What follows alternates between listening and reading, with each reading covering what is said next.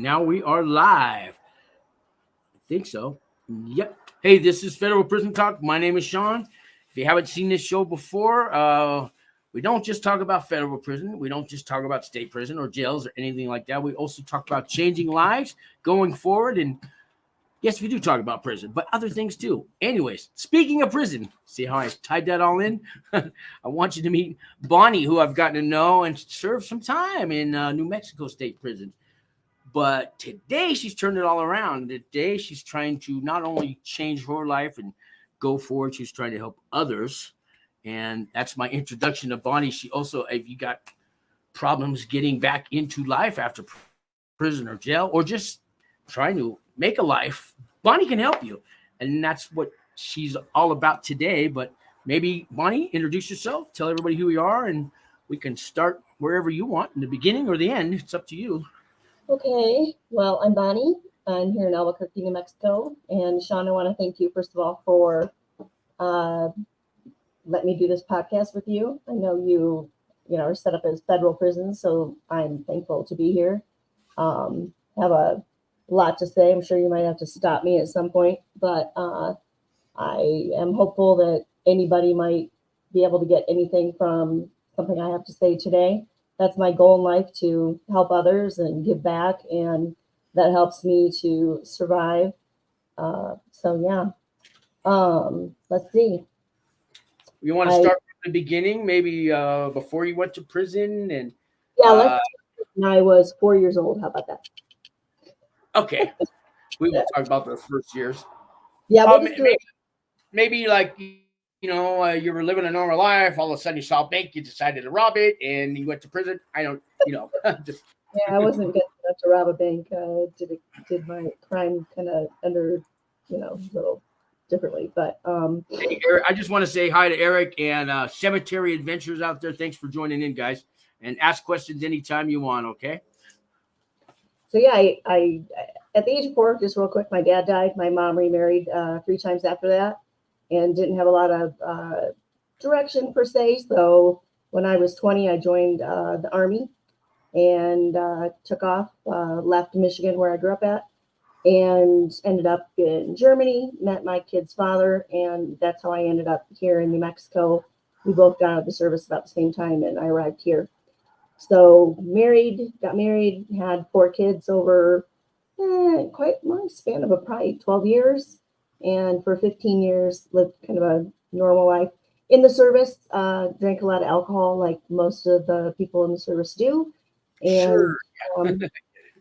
It was kind of the go-to. Well, for me, it was anyway.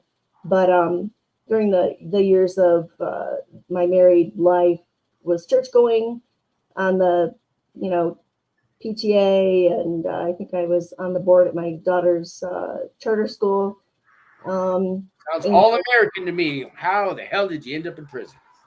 Well, I had my own business, and then when I got divorced, I had no child support, and with 4 kids, and the economy crashed, and started working for a company, was struggling, asked for child support, didn't get it, and I did embezzle, and so went to prison.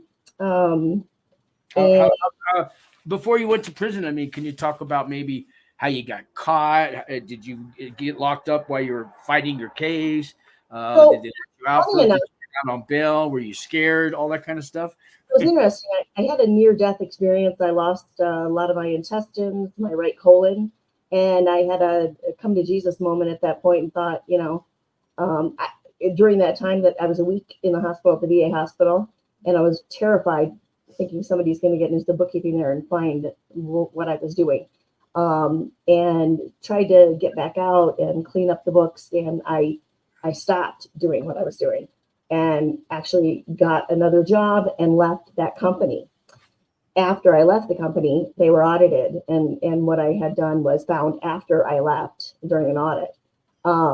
And so, at the time that I was arrested, it was in 2014, and it took 3 years to actually, before I went and sentenced. But that was 9 years ago, and I pretty much have not been living for 9 years, truthfully. It's hard to go back out. A lot of people said, you should leave New Mexico, you should, go somewhere else. But my adult children live here, so I'm not going to, leave this state. Why did they tell you that you should leave? The company that I embezzled, they pretty much run the city, so they're connected to everybody here. And when I say that, I mean that literally. It's no joke. So, this is not a conspiracy theory. This stuff really exists. It does, and I'm probably not going to pop off more on that because we don't want not going to say too much more about that. So that was hard. That was really hard. I believe that was, I tried to get jobs during the 2014 and 2017 when I was sentenced. And it was, as you know, prior, after, it's hard to work. So I did go to Sedona, Arizona, and worked in Sedona during those 3 years. And I would come back taking trains on the weekends to be with my kids, work in Sedona during the week, just to be able to work prior to being sentenced. Because I have a great work ethic. It just was difficult to provide for 4 kids with no child support on my own. And my alcohol abuse was extreme during that time because I had a huge amount of guilt. So the more that I sold, the more that I drank, the more that I drank, the more that it was just like a continual hamster wheel, and I was a hamster. And my head was not okay with it. Like, I knew what I was doing was wrong, and it just spiraled and spiraled and spiraled. And yeah, so I think most of us who've got caught or went to jail or prison, we knew what we were doing was wrong, yet we still did it. We justified it, or said, oh, they owe us, or I'm not really stealing from them, or I'm not really hurting someone. Somebody else was going to do it. Why not me? All those kind of reasoning, right? I knew it had happened, that I was being caught, that it had not been addressed. And the owner of the business met me at a restaurant. Little did I know he was wired up. I mean, logically, I probably knew, but I didn't. Honestly, I'm an insane open book person. So he was trying to circle the whole situation. And I finally just said to him, let's just stop the circling. Let's just have the conversation. And I kind of just said to him, can you not arrest me in front of my youngest child? And I said, let's just cut to the chase. I know And so I was not in denial about what I did. I was very, I took the bullet. It's one thing that I will do is I admit what I have done. I'm not proud of it. A lot of people won't do that. There's people they in prison when I was in there, they're all innocent. I was one of the few guilty people in there. A lot of people they never take the accountability, never accept that they did something wrong. You know what? I had to, because it was the only way I could survive. I was like, you know what? And when I went to prison, when I was sentenced, I was like, okay. How long did you get? How long was your sentence? My sentence was 9 years, all suspended but 20 months. And by the time I started and finished, it was 10 months that I did time. And I went into prison very strange because I had spiraled, and I was damaging my children. My children were damaged. In between the 3 years, from 2014 to 2017, when I talk about my alcohol spiraling out of control, I did a suicide attempt. My oldest son had to drive me to the VA. I was in Ward 7, which is your mental ward. I was damaging my kids. I was damaging my family. I take full responsibility and accountability for what I've done. And I'll tell you, I've been on the ground. I've been sobbing. I've had a lot of deep, dark depression, mental health issues, and I own every last one of them. I took a lot of accountability, and the people that I took money from will never know that. I'm not allowed to have any communication with them, but it's not okay what I did. And when I got in there, I actually thanked God for putting me in prison because I needed to be held accountable. And I had 3 things that I wrote a lot of things on paper when I went in. I was like, I'm going to, pray every day. I'm going to try and better myself every day, and I'm going to try and help other people every day, some way, shape, or form. And I needed to do that in order to heal. And that was Can I ask what level of prison you went to? And I know it was in New Mexico, and I don't know how many levels they have for the women's prison. Can you maybe talk about that? so I'm not completely. I think it was like level 1, level 2. That was I ended up at Springer. You go through your transition of going to the jail, and then I was there for quite a while, longer than normal, before I was sent like 5 weeks, and then went to Grants Women's Prison, which is where the higher crime people stay. And that's where they decide where you're going to go. Now, this was interesting. So I've been on mental, what do I want to say, depression medication, anxiety medication, as long as I can remember. I've had, it's in my family tree. And thank you. Yeah. So when I got there, I was on Zoloft. You go in, and I'm sure you realize you get there and medication doesn't come your way right away. It takes a few weeks before you get your medication. So you're cold turkey off of that, which Sure. Everybody, people who have substance abuse problems are going through withdrawals from that. There's a whole withdrawal from your mental health medication as well. And I know that by personal. I know that. Yeah.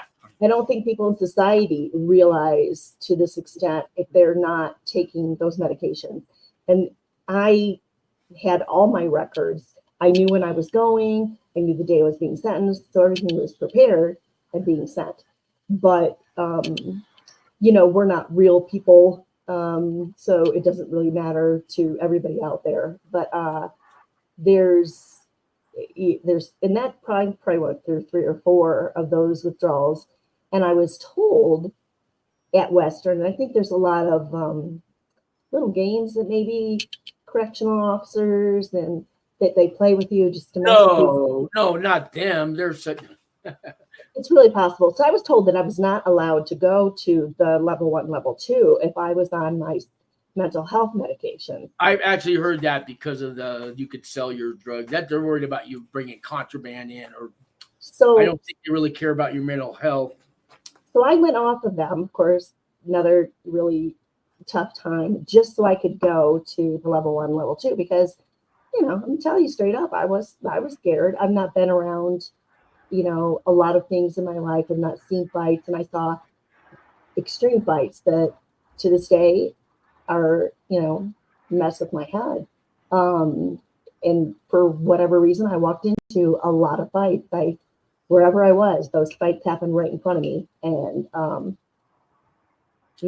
So there's fights in women's prison. Someone I've talked to some women, they say we're not like the men's prisons. We don't have the gangs and all that, but they do tell me the fights, but the fights are usually amongst each other over jealousy of another woman. Is that kind of true? Or, I mean, for sure jealousy, but it could also just be because people don't like each other, or just, even a TV program or something was just said wrong. And, we were in open bay pods, and there was overcrowding when I was there. So I think there was maybe supposed to be 40 people in these pods, and there was at least 80 to 100. Ooh. And supposedly there's supposed to be a correctional officer in there. There wasn't. No. No. And, yeah. And like the train wreck or a car accident that you're not supposed to watch, but you look and you look and you look. And so, I watched, and I probably never should have, but those are in my head, and they're going to be in my head till I'm no longer on this earth. And so my kids, I've got still a couple in the house, but, that pounding or whatever that, they smack something, that's never going to be okay with me. And it happens to this day. Yeah. A door shut. You know what still drives me like I get is when I hear this. You remember that sound? Yeah, but we didn't really have a lot of that because we had just a door opening to a big, huge, wide open, Oh, right. So they make a big entrance into the room. Yeah. Ladies, stand up for count, kind of thing. Yeah. So going to eat in the cafeteria, and every day somebody else has got a black eye. And so, but yeah. So I've done a few shows with some other ladies that have done prison time, and I'll plug their channels up. There's Fed Phoenix.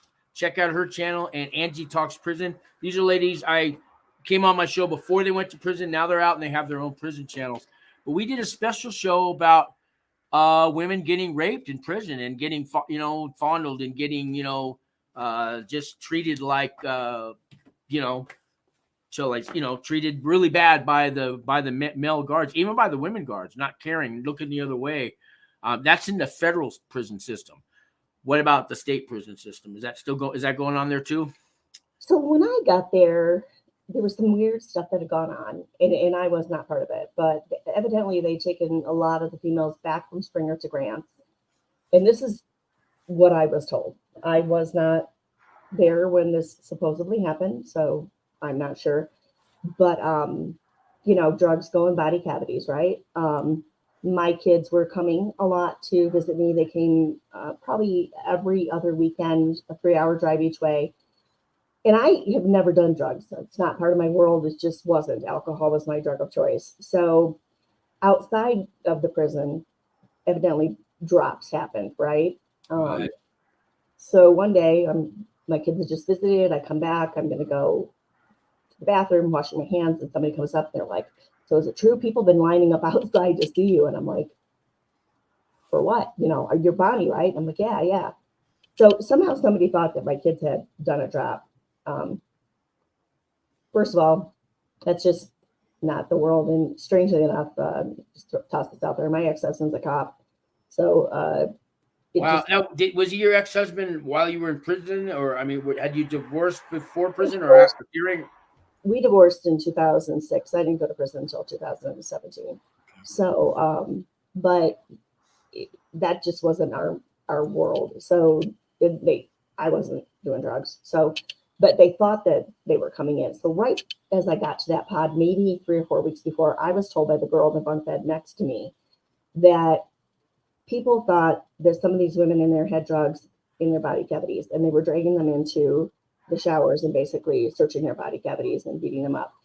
So, to hear that they thought that I had a drop, just let me say I was a little terrified, to say the least. But luckily, some of the girls had kind of, I bonded with a few of them, and they took me under their wing and said she doesn't have anything. So, but I can definitely say I was shook for a few hours that day. Not gonna lie, but I had one of the things that I think helped me. I've drawn since I was really young, and when I was in Grants, the transition between Grants and Springer, I met somebody who had lost their child. It was around Easter. I had been really upset missing my kids on Easter Day, and the girl next to me was starting to cry really hard, and evidently her child had been killed while she was in prison. So I thought, okay, well, suck it up, Bonnie. It's not so bad. You don't lose your kid. So I drew, on. Did you guys have the handkerchiefs, the paños, where people drew on the paños? Handkerchiefs? Yeah, people would draw on a handkerchief. You'd soak it in water with sugar, and then you'd flatten it out, and it would harden. And then you would draw with a pencil on it. And so I would sketch from a photo. Oh. And so I would draw for anybody who lost a child. I would just do that. But that was kind of also my trade in there, that I would draw pictures so I could get commissary. I was in the feds, and they have arts and crafts rooms, and you can order stuff from outside. So I guess, yeah. But I have been to jails, and I remember things like that in the jails. And Yeah, I did murals too on the prison walls. So my grandpa used to say, yeah, my grandpa was always like, "Oh, you're going to be a great artist someday." And he passed away a lot of years ago, and I'm thinking, oh, he would have been real happy about me doing those murals in prison. We need the Wings Works building we have there on Central Avenue. Yeah, we have a sign up, but the glass. I don't know if you've been there yet, but the glass. Everybody else has a sign on their glass. We have nothing. So we could really use you to paint on that window. Okay, that'll be better than the prison walls. And I'm sure we let you do what you want. So Something. Yeah. So, anyway, but yeah, there's a lot of fights out there. Yeah. So that was, I mean, is that a, you said that, were you making any money off that for your, what, to buy for commissary and things like that? Or that was your hustle, right? I guess while you were in there? It was. I charged $20. And usually I didn't get burned. There's, but then, one time I ended up with a girl's, picture of herself that she was going to give to her girlfriend. And then she decided not to pay me. So that, yeah. What did you do? What did you do? I mean, well, how'd you collect? It was interesting because I usually didn't, I usually stayed pretty low key and didn't do anything, but I was mad about that. And I really wasn't okay with it. And this was a really larger woman and so I don't mean to interrupt, but if you let somebody like that get away with it in prison, the next one thinks they can, and the next, you have to, right? Yeah. I actually talked a lot of shit about her, believe it or not, and I was really mad about it. And I talked a lot of shit about her for a long time, and she eventually, interesting enough, towards the end, before she left, there was a situation where the girls, obviously drugs are coming into prison. I know that's really shocking to hear, right? Yeah. So I had a bunk bed in pod 8 that was getting cold. So everybody who's doing drugs there, they, cold is not bothering them because they're warm. So they kept opening the doors, and my bunk bed was right by the door. And so this girl who we had, I was not happy with her, and she was not paying me for the photo of herself that she was going to give to a girlfriend, and they broke up, and she decided she didn't want the photo. So for some reason, she decided to I kept going and shutting the door. Well, these girls started kind of threatening me that they were calling me an old lady, because I am an old lady, much older than a lot of the other people in there. And they were threatening to beat me up. And so she kept shutting it for me, which was kind of cool. So we kind of like hit this really great level. So after she did it like probably 10 times for me, kind of almost protecting me, I went and said, you know what, I really, really appreciate, you've been doing that for me. And I just went and gave her the photo or the pictures I drew for her. So, but that actually was after probably 6 months. So, but yeah, I wasn't looking to get harmed in there. And yeah. Well, you got to, I mean, you got to survive. You got to do what you got to do. I know men's prisons are different than women's prisons, and certain things like in a penitentiary, which I've never been to, but I hear that's you got to in certain things. You look at a person wrong. If you don't look at a person, they can shank you. You look at them the right. It's all just sometimes you can get killed by looking at a person or not looking at a person. Yeah, and so I also did. I would help do makeup on the people who were on the other side of the fight, so that they were not necessarily the one who began the fight. So I would go and help especially if they were my friend. I would fix their face so that they wouldn't end up going to SAG. Yeah. So I did a lot of that kind of stuff. Cemetery says, I'm so gel, I wish I could draw. Is your eye color real? So matches your shirt. Real all day. No fake. Question? No fake. No fake here. Hey, I'm wondering, in state prisons, I'm told you can have your own TV, but since you're an open dorm and all that, could you guys have your own TV? There were no TVs. Nobody had their own TV. So in there, we're with 80 people, right? And that was when I talk about like arguments and that kind of stuff. A lot of it was over. We had one TV in the corner, and you kind of just went with whoever was really the most. What do you call it? Ran the show. Yeah, shot caller, something like that. Well, you just go with the ones that are gonna run. Right. There's people in there that get in line in front of you, and you've been there for a couple hours. Yeah. And everybody gets in line. Yeah. How about tablets? Did you guys have the tablets in there? No, nothing No. like that. Mm-mm. I'm Wow. seeing now, like, I'll go and watch like 60 Days In or something, and it's totally different than when I was in. I was actually accused of being part of 60 Days In. Now I'm in prison, right? Yeah. The show 60 Days In is in a jail. There's, and there's, Yeah, it's a big difference. Yeah. so, but But so they thought that there's 60 days in prison now, and you're season 1 or something, right? Yeah. yeah, Because but you don't look because you didn't look the part, didn't act the part. See, a lot of people don't realize who actually goes to prison. They have an idea of what a felon looks like, and I don't look like I've been to prison. Most people can't guess unless I tell them you don't look like you've been to prison. But there were there's so many people that look like me in prison, and I haven't been in the women's prison, but I meet them now when they come out. I can't tell, and everybody's this society's vision of what they think a felon looks like is wrong. here's the real facts of the world in prison, and people who are actually, caught and who go in. There's good people, and there's good people who commit crimes that are caught, and there's good people who committed crimes out there and they haven't been caught. And we've got bad people who committed crimes that are caught. There's bad people out there who haven't been caught, and Yeah. there's the evil people out there that are in prison, and there's the evil, and it's the game. It's the game who everybody's, not everybody, but there's a lot of play here in this situation, and then there's a lot of judgment, and there's a lot of people who walk away from you, and yeah. But I want to talk about something too with you of Yeah, what we can move on.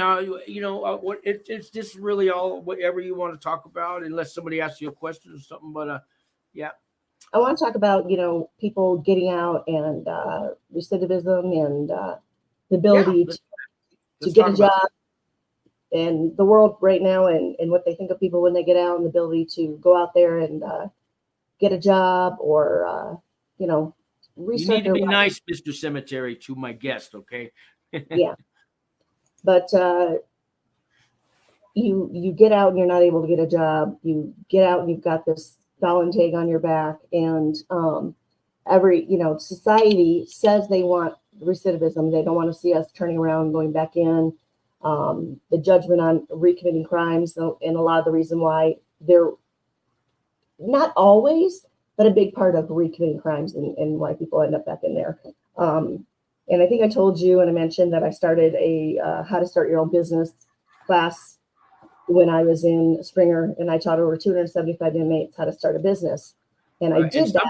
Sometimes that's the only way somebody with a criminal history can actually find employment is to start their own. Giving people a chance to have a chance to make it again, because when you have a background check instantly and you're not able to get a job, if you go out and you start a business, people don't know your background immediately, and they're not able to instantly judge you and tell you can't work there. Being able to build some self-esteem again, so that you feel good about yourself, so you can go out and live again, and actually take a breath and not go back to the same cycle. I had been in accounting for 30 years. I worked with people starting businesses. It was in my head. So the prison gave me a chance to get a typewriter and put this class together. And, before I knew it, all these women had a chance to hear a message and hear, having a chance to do something with their lives. This morning I was going to go meet some people at Wings, and I was trying to get ready when I was an hour late, because my brain started churning and thinking about you and businesses having that extra money and the credit they can get if they hire a felon and give them a second chance. But my thoughts started spinning, and I was grabbing my highlighter markers because I write in color all the time. But, all these employers out there are looking for people to work. And after COVID, a lot of younger people didn't want to work anymore. And all these employers were like, we can't get people to work. Well, we're calling ourselves returning citizens who want to have another chance to go out and get a job. And so my brain does this, it goes crazy, because I am a little crazy. Me and my kids, I with one of my children have this song called All the Best People Are Crazy. And I've got mental health issues, so that's like the best thing I can think of sometimes. But you know, I want to like take this new thought process to these employers out there who want people to work, and to the world who says they want, you know, recidivism. Well, if you're not going to give us a freaking chance to have the ability to do this, I want to like pound the pavement and hit doors and be like, look, you know, you need people to work, and you can't get the youth to do it. And we have people coming out of their cells, and they've done their time. They did their time. You know, I know they paid their debt to society, like me, and I've forgiven myself. You don't know me, and you won't forgive me. And so here you need somebody to work, and and we're gonna change. Let's change the cycle. Like, let's do it for real. Then how are we gonna do it if society doesn't change that hamster wheel and flip it? And so I'm just, this morning I just sat there on paper writing all this down, and went to Wings, and I spoke to Max and said, you know, there's got to be something somehow that this gets changed, especially when everybody needs workers. Businesses are shutting down because they can't get people to come in and work, yet people that want to work. But it's also got to be a living wage, because, you know, to work for Taco Bell or McDonald's and try to have an apartment and all that, that's really not enough. It's got to be a living wage. You know, can I afford an apartment and, you know, save up and get a car, and can I make it in the world? And in a lot of states and cities and stuff, minimum wage is not going to cut it. And it's, so if you really want to stop the recidivism rate and hire, you know, people with criminal background, returning citizens, you need to pay a little bit more than that minimum wage. You know, they'll let us, I'd say this, we can shine their shoes. I can go fix your roof, your toilet, make your sandwich, you know what I mean? Get your coffee at Starbucks and stuff, but you won't let me have a professional job. You know what I mean? You know, you won't let me teach high school when they're hurting for teachers in high schools, especially in the cities. And the only people that can probably reach kids like that are people that have been to prison and have turned their lives around. Those kids will listen to somebody like that, but they won't let a felon teach history or English. You could come, you know, for an hour, and they'll have a little function and let you talk to the kids, but they won't let you teach English every day. And you know how many people I know that have the degree, they've been to college, they could teach English and history and all that, and nobody else wants the job, right? And everybody's scared to go. But you know, some of us felons, we'd be the perfect person to fit that need for those teachers. But you know what I mean? So I was willing to do anything, and it took a minute to be able to do that anything, because initially I wasn't able to work in the cash field. But I waitressed at 53 5 years ago. Like, I was like, I'm not like, I would do anything just to be able to bring that income in, you know? So, yeah. Hey, John, he just had a plea hearing, on my way to sentencing in February. Yeah. A lot of people watch my show. They're out on pretrial, and now the states are doing that. They have the no cash bail thing, so you know, you get to go home or wait to go to prison, you know, and you're on this probation or parole or pretrial, and it's like, I thought I was innocent until proven guilty. No. Good luck, John. Oh man. Cemetery, are you do you have you know, have you been to prison or jail? Because that's good money. I want to know if you're a returning citizen, as we like to say. And what does he do? I don't know. He said he makes $27.85 an hour, though. Oh, YouTube Streets. These guys are our younger generation. These guys have a channel, and these guys are very intelligent. If you ever get a chance to watch their show, they do live podcasts. And a lot of these guys have been to jail or prison, and they're turning around, and they're very smart. They give me hope for the next generation. There's a lot of stuff where people can have like a YouTube business, and yeah. I hired one of the girls I did time with to come into my home and do some construction work, you know, hire each other. Yeah. There's this stigma, you know, and like I told you, I've been finding it's harder for a woman with a criminal background than a man to get hired. For some reason, there's a trust issue, you know. It's something new. It's a new statistic. It's a new awakening. I've been, at least here in New Mexico, and I think when I'm from California, and I kind of heard some of that too. They'll give the man a chance, but they won't get a woman who's been to prison. Oh, no. We won't have that kind of attitude. And where does that come from? That is kind of weird. Well, yeah.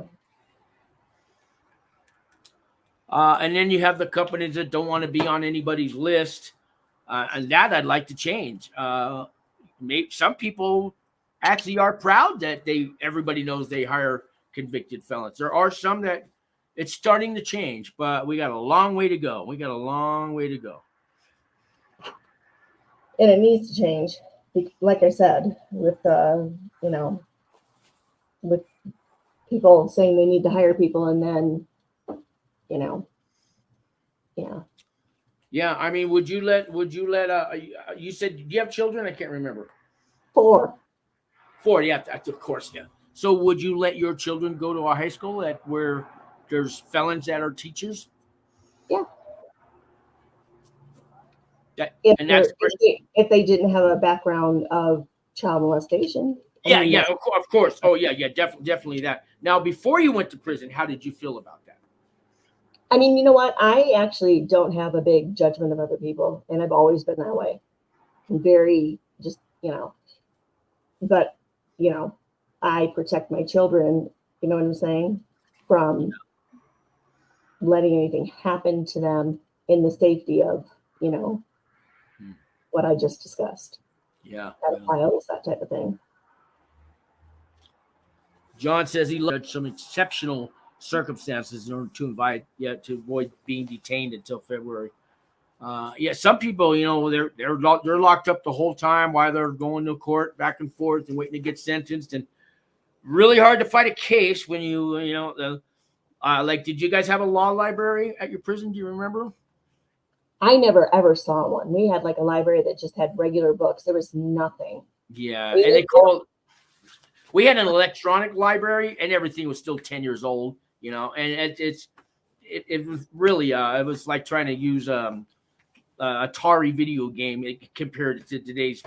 It had nothing on it really, but they're supposed to have all that for people. I know. I can remember, and then writings where you write in for getting information and never getting anything back. Trying to make phone calls for it just was, yeah. Yeah. And there's the whole food issue, that unfit for human consumption food that they feed in most jails and prisons. And I don't know why. It's out there, the information, and nobody changes. Nobody cares. The nutrition there is no nutrition. And absolutely. And so going back to mental health, a lot of mental health is affected by nutrition. And that alone, you're in there with a lot of people with mental health issues, and which affect crime statistics. So at least 30% alone on one mental health disorder, people are in prison today, and there's nothing being done on that end. Let me ask you this. How hard is it for someone with, out of prison or jail to start their own business, and how much money would it cost, and how do they go? But since, this is what you're doing right now, would you take, if somebody wanted to get a hold of you and ask you for your help, are you willing to, maybe they could leave a comment here and I can send it to you or something? Absolutely. I mean, I put a whole class together in prison, and that was from my head because I've done it for 30 years. So, I mean, just the business license alone is only $35 here in New Mexico. But, so I had to go on a guy on my show last week. He did 7 years in prison. He cut hair in prison. He wants to have his own barber shop. He has no money to do it. How hard would it be for him to get his, start his own business? And can you get there's rumors that you can get these grants, $50,000 small business loans and all this stuff. Is there any truth to that? Well, him getting to the point of having his own shop, there's steps. Those things aren't going to happen overnight. So there's steps, he's going to have to get his license and go through the process of all of that. That's what he talked about. First thing you want to do is get his license, but he doesn't know how. Well, all of that is a process, which right now at Weems, I spoke with Max, and we're going to set up a business incubator there, which is great. So where I'm going to start teaching the classes on how to start your own business. There's in New Mexico, there's food, South Valley Economic Development Center that has an incubator where you can use their commercial kitchen. And so one of the things I taught my kids is find something you love. So you've got this guy who is really thinking, I love this, I can do this for myself. And so I know somebody who came out of prison and she took the classes to start doing, hair, and she's got herself where she rents a space. So now they have places where you can rent the space and you're working for yourself, and you start to get customers, and then you build on that, and that pays your rent. And I literally typed everything up where how it shows you can write off all your expenses and you only pay taxes on your net income. I have a whole guide. And maybe, I don't know, at some point we can set it up on your page, but I want to get a podcast with you too, so that people can access this stuff. These are some of the goals I wanted to do to give back, so that people have a chance to, when I start to help people, for me, it heals me, and it's giving back, and it's giving people a chance that they don't go back in. And nobody will know, what they did.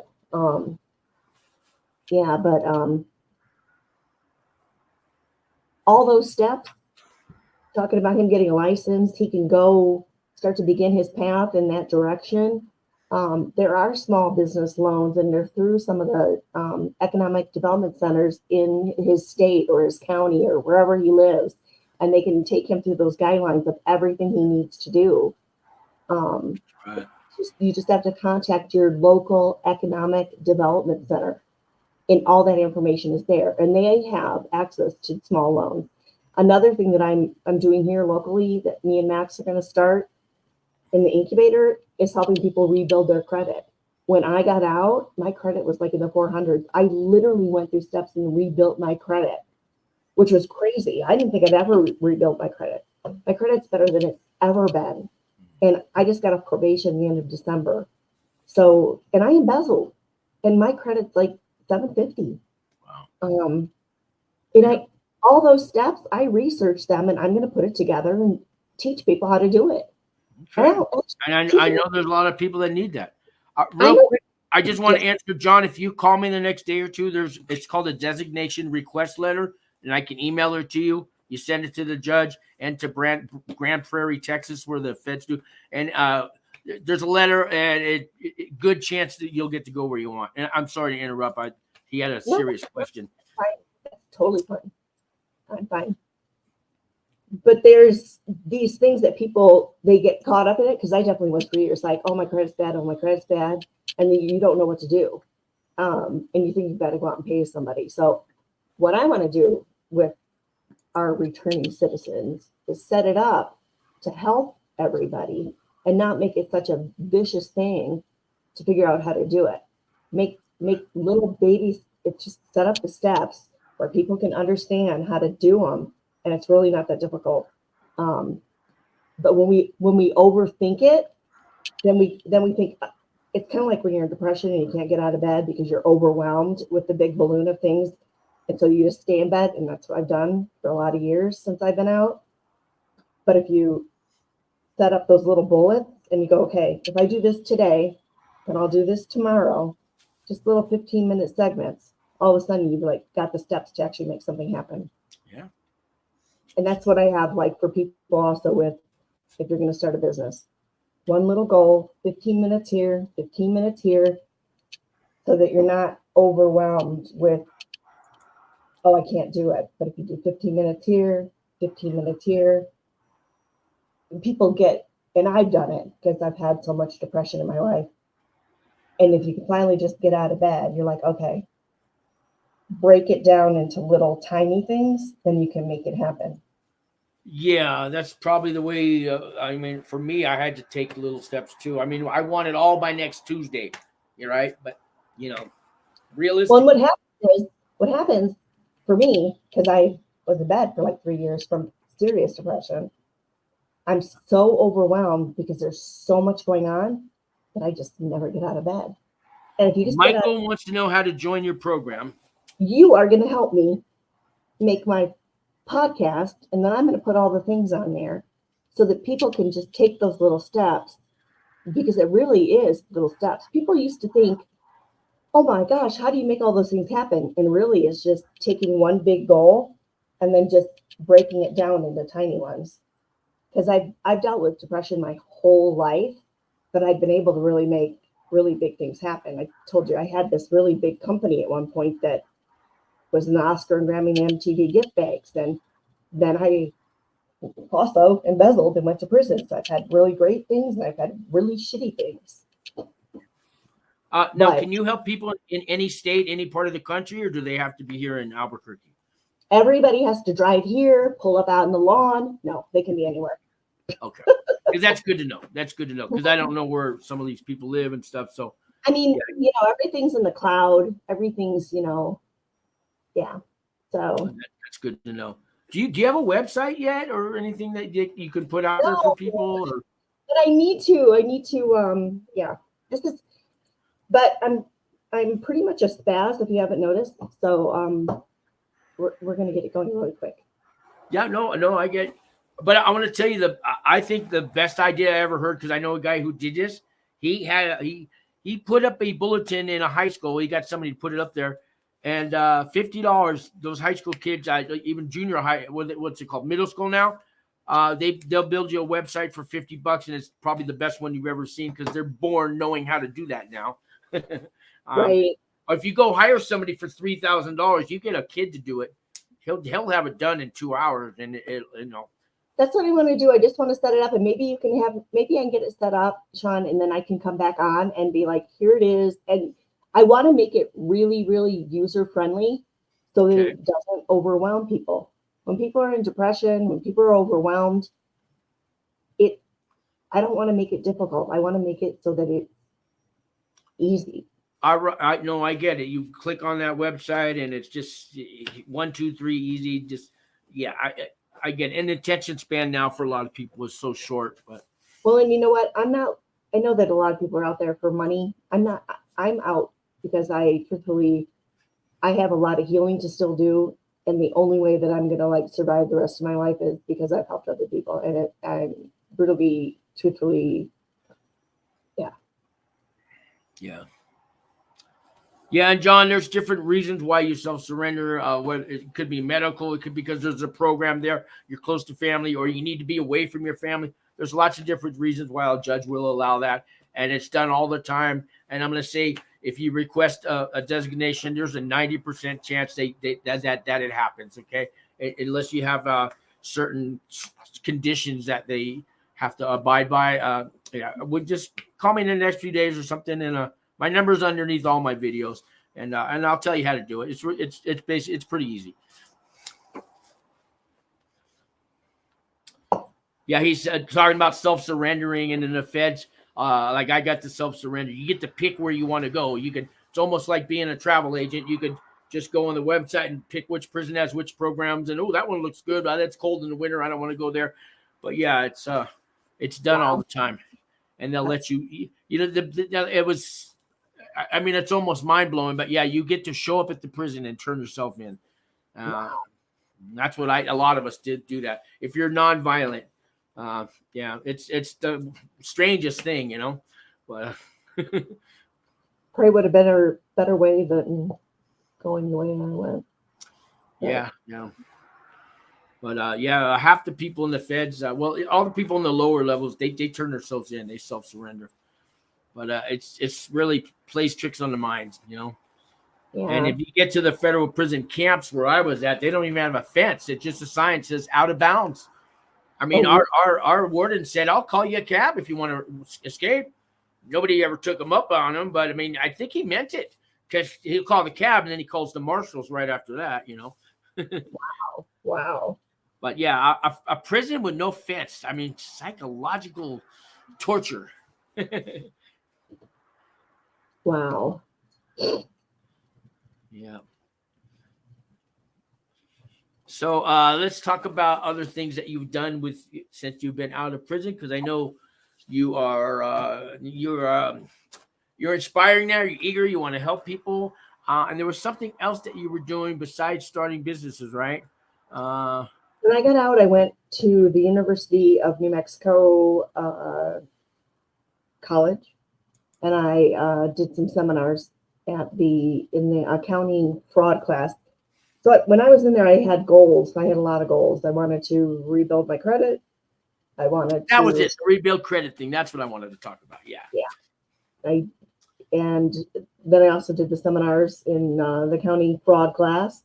I wanted to teach those people to not do what I did.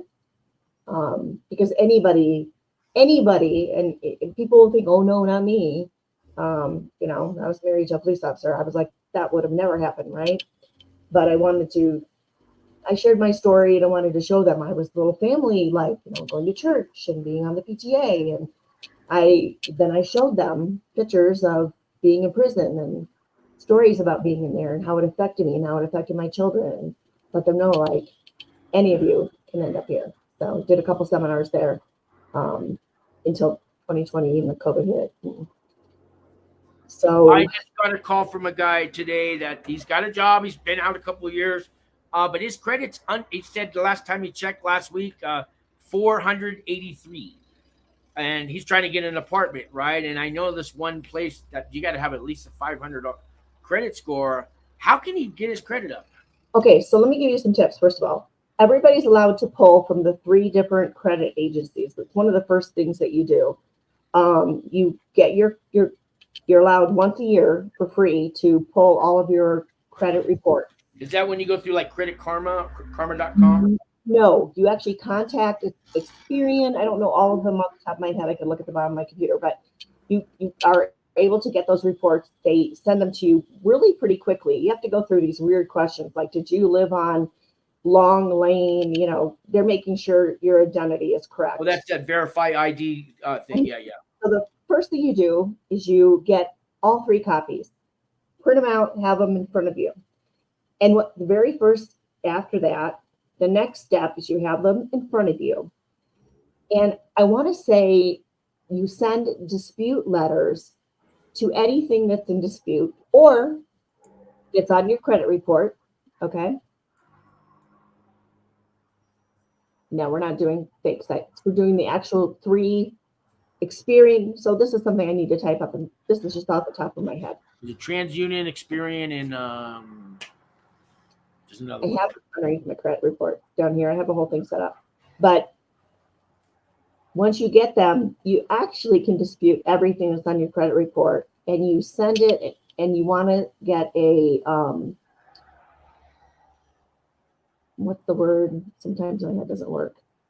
A response from all of them, certified responses like a from all of them. or something. Certified. You want them to respond to you that they've received it. And if they don't reply to you within X number of days, and I don't have this typed up yet because this is okay, but this is something I will type up. I don't know how many days, but I will. They have to respond to you within X number of days. And if they don't, legally, they have to drop that off of your credit report immediately. Okay. So let me ask you about statute of limitations. I heard California, I've heard it's 4 years to get like a credit card off. I heard it's normally 7 years, but some states have different time. Is there a statute of limitations on there is debtors? There is. Bad thing is I'm going to be sitting here telling you information that I don't know all the details on because it's been years since I did this. But so all this stuff will drop off after so many years. So number one, but they don't drop it off automatically, right? You have to ask them to drop it off. Is that what it is? It drops off automatically, completely. So really, because I've done my credit report and it's got stuff on there from 15 years ago and they never dropped it off. It will still be there, but it doesn't count against your credit score. Oh, okay. Okay. Medical doesn't count against your credit score. Okay. I've heard that. That's true, though, huh?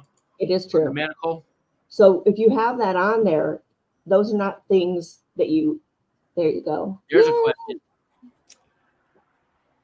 Bankruptcy hangs on your credit report for 7 to 10 years, depending on which one you filed. So just so you know, those will stay on longer. But having filed bankruptcy, then they know that you don't owe anybody.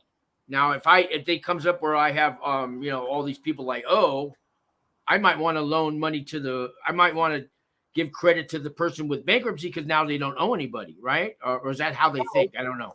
No, the reality is bankruptcy stays on 7 to 10 years. It stays on longer. So. But it also shows I have a clean slate now. I don't know anybody. Okay. Does that count at all? The reality here, Mr. Sean, is we're trying to rebuild our credit score. All these questions are not part of the conversation. We're trying to rebuild our credit score. I'm sorry. And I'm not like a professional. This is just somebody off the street that we're trying to rebuild our credit score. Okay, so going back to this, we're going to pull all of our reports. So we have Experian. Do that again. Who did that for us? Experian. TransUnion and Equifax. Okay. And Equifax. Okay. You get all three of them. You compare them. They're all going to, funny enough, they'll be different, which is kind of crazy. And then you write these letters, certified mail, and you can dispute them all, or you can get certified mail. And then if they don't respond to you within the number of days, John, because I'm talking on here, you should find out the number of days for us. You can be part of our podcast. From there, any of the ones that are on there that you still owe money to that they responded, or to you, letting you know that it's still a solid debt, you can contact them and ask them to take pennies on the dollar. Usually it's like a third. So say you owe $1,000 on this credit card, they will take $300 and then they'll shut that debt down. And that's your next step. Then from there, you go get a secured credit card. Okay. Usually about $250. You put $250 on that credit card and you start using it and you start making payments. Pretty soon thereafter, if you've been doing that for a while, so your credit score is going to start to go up. From there, usually pretty soon within 6 months to a year, they'll give you a credit card for about $2,000. I rebuilt my credit from like 420 within probably 2 years. It went up to 750. Wow. So legit. Wow. That's good to know. Yes. So I have a credit builder card, Chime credit builder card. You know that one is, and that's building my credit pretty good.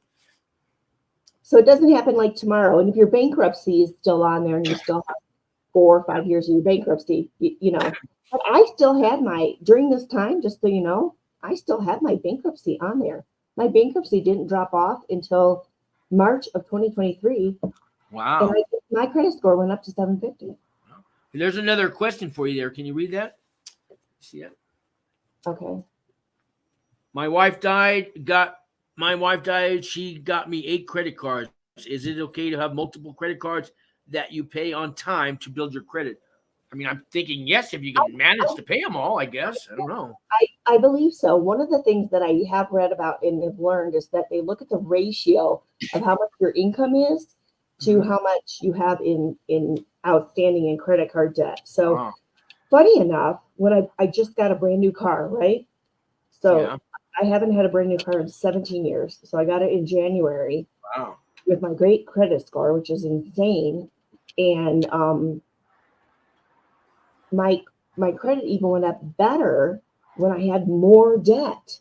So funny enough, as long as you're making the payments, I guess is what they look for. Well, obviously you have to make your credit go down, but it was kind of interesting that they actually want you to have a little bit more debt because it shows that you're more responsible because you're making higher payments.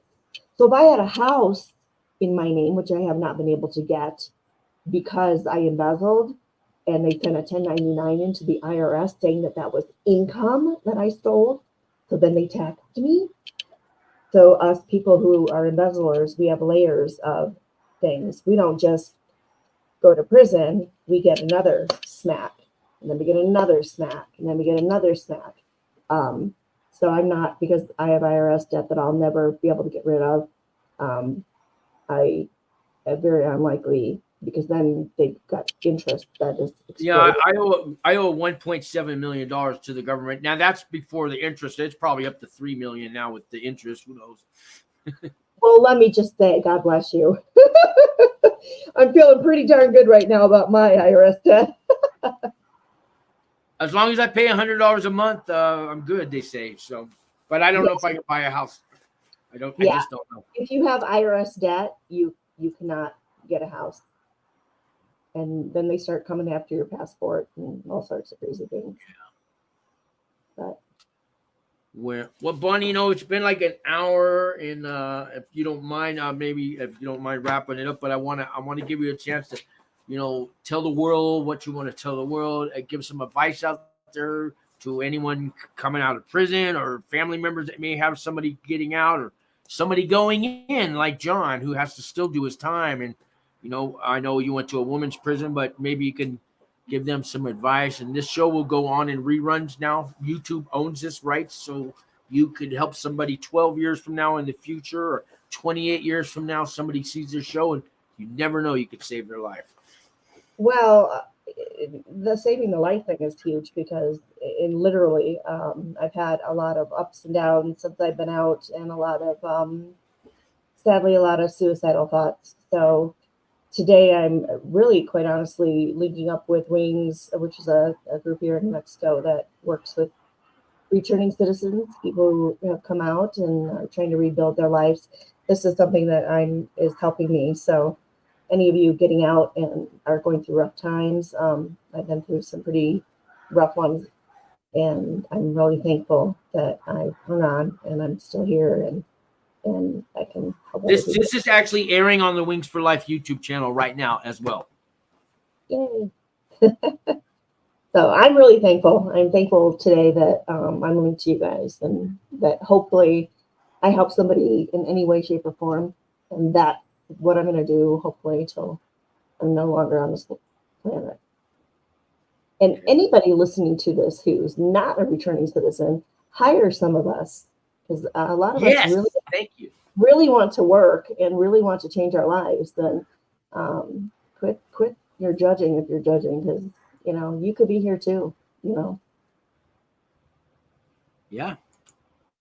And especially, give us a chance, hire us. Look, a lot of us, we get out, we're on probation, we have to find a job. They could send us back. Some of us, we don't find a job, but we'll show up on time, and we're getting drug tested, so we're clean, we're sober, you want to hire us, and we're eager to show up, and and you won't be sorry. And like I said, that the tax credit, you can get up to $9,600 back over the next 2 years. For every dollar you spend on us, the government will give you 25 cents back. And call me, I have the paperwork for it if you don't believe me. But so give us a chance, guys. Yeah, we did our time, right?